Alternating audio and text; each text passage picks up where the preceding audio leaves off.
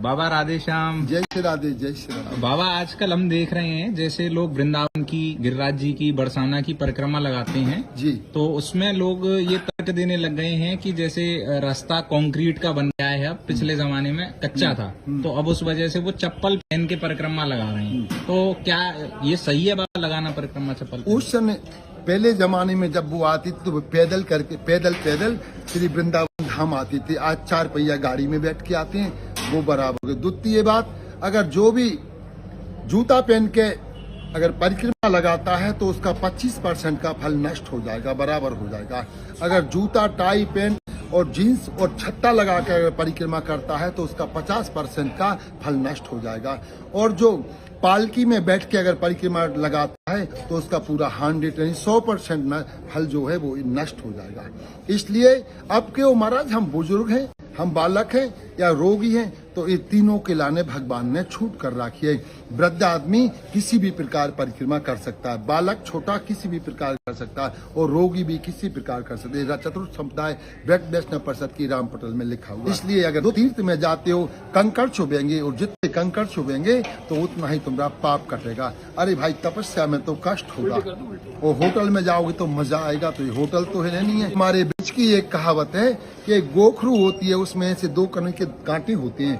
अगर वो गिरिराज जी की आप परिक्रमा कर रहे हो और आपके पैर में गोखरू छुप गई तो आपका यानी उस दिन का परिक्रमा पूरा हो गया। ये प्रमाण मिलता है, संत बताते हैं। अच्छा। अब तुम क्यों जूता पहन के करोगे तो गोखरू गुड़ेगी नहीं और गड़ेगी नहीं तो आप ये पता ही कैसे होगा कि तुम्हारा यानी परिक्रमा पूरा हुआ या नहीं।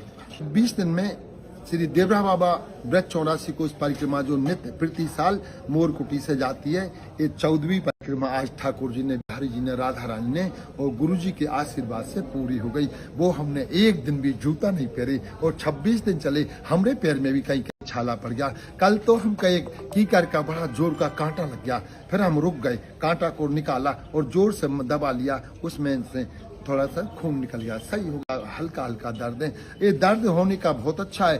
देखिए, यानी दुख में सुमरन सब करें, सुख में करे ना कोई, और जो सुख में सुमरन करे तो दुख काहे को। तो दुख का होना बहुत जरूरी है। अगर दुख होगा तो आप ये परमात्मा याद होगा। युवाओं को चाहे मैंने बेटा हो चाहे बेटी हो, चाहे कहीं भी जाना हो, कोई भी तीर्थ हो, तीर्थ में नंगे पैर चलना चाहिए। मुक्ति कहे गोपाल से मेरी मुक्ति बताओ, पड़ी रहो ब्रज गैल में साधु संत चले आए और उड़ उड़ रज मस्तक लगे, सेज मुक्ति हो जाए। अरे वो मुक्ति यानी रज तो कब लगेगी? जब आप जूता पर चप्पल निकाल के चलोगे और जूता चप्पल पहन के चलोगे तो तुम्हें शरीर में रज लगेगी नहीं। सही बात है। मेरे राम ने भी 2-3-4 परिक्रमा करी डंडोती, मैंने एक अचला स्वापी अखिल रखी है और पूरे शरीर में रज, पसीना आता था, रज लग जाती, बड़ा आनंद आता था। जब वो पसीना से रज ठंडी हो जाती थी तो आनंद आता था।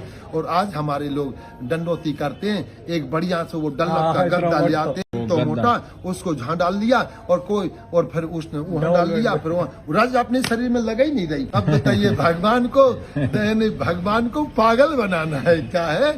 अरे आज मनुष्य भी पढ़ा लिखा हो गया, मनुष्य को मनुष्य पागल नहीं बना पा रहा तो भगवान को तुम कैसे बना दो? सही बात। तो ये सारी बातें हैं, इसलिए कुरीति से हमको बचना चाहिए और कोशिश करें इस शरीर को जितना कष्ट दोगे उतना ही भगवान का नाम याद आएगा। जय जय श्री राधे श्याम।